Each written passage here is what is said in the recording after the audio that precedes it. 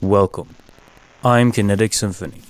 I hunt down and report on mysterious and weird, true stories, from glitches to the paranormal. Bonus file, written by turtleybob. When we saw him, our flesh went cold.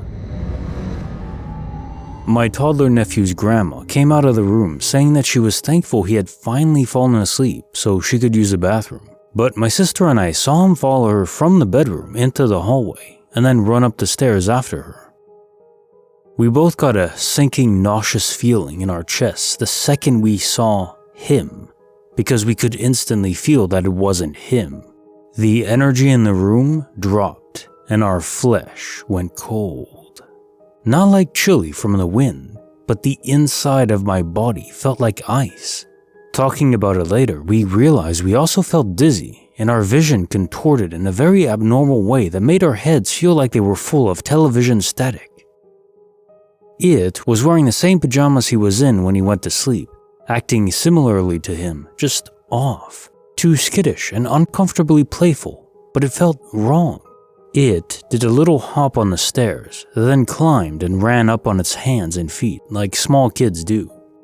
Things kept very coincidentally blocking its face. A cupboard door, an arm, a doorframe. Neither of us saw its face, and we are very thankful for that. It wouldn't have been him. We looked into the bedroom and saw he was asleep, snoring on the bed. Neither of us cried easily because of fear, but we were both teary and shaking for hours after the fact. We see shadow people and hear unexplained noises, footsteps, banging, doors closing when nobody is home or awake, all the time in this house. But this is the first time multiple people have seen the exact same thing simultaneously. That does not belong here. Case notes, bonus file. When you reference how cold you both felt, and special emphasis on the fact it was two people simultaneously affected in the same manner, my guess is this was your own internal soul, spirit, or player, whatever you want to call it, the essence inside of us that animates us and gives us free will. And in this case, specific discernment. It gave you the ability to see that this wasn't right. Call it knowledge or intuition, but even without seeing your nephew's face, you both somehow knew for certain it was not him. Maybe a demon was impersonating him for a nefarious reason?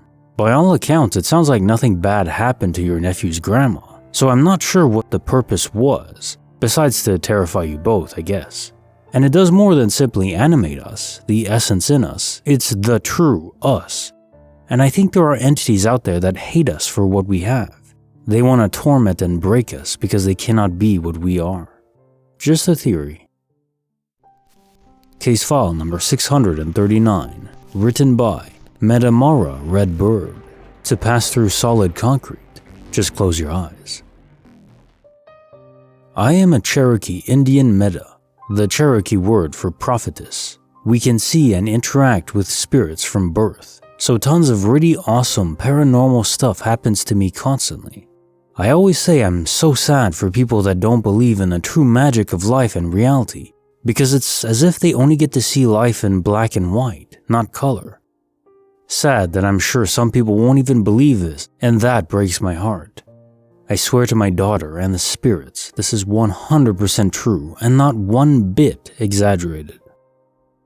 Anywho, I was around 16 and was with my first ever love who unfortunately wasn't the greatest influence on my cousin. We were getting a ride home from my ex's best friend who was also my cousin's boyfriend, and he was on a lot of Xanax. We were weed smokers, but nothing else, as I have always been a good girl. It was very late at night and we didn't want to bother our parents to drive an hour to pick us up. Besides me being a Meda, we know the spirits always have our backs. He kept slamming on the brakes thinking it was a clutch, which was so annoying. But the worst was when he would completely fall asleep at the wheel and we had to scream at him to wake up. We were all in the back seat because my cousin was fighting with him badly because he took Xanax again after promising not to. That's why none of us could grab the wheel. Well, fast forward and we're on the interstate and he's flying. We keep asking him to slow down, which he does, but then being on Xanax, forgets and inevitably speeds up again. One time, he sped up fast and fell asleep at the wheel right as a massive curve in the road happens, and of course, our screams were to no avail. My ex started punching him, also to no avail, so we just screamed and braced for impact as soon as we saw the car inches from the concrete wall. As we all braced ourselves, we either closed our eyes or covered our faces and screamed in terror to then realize nothing happened.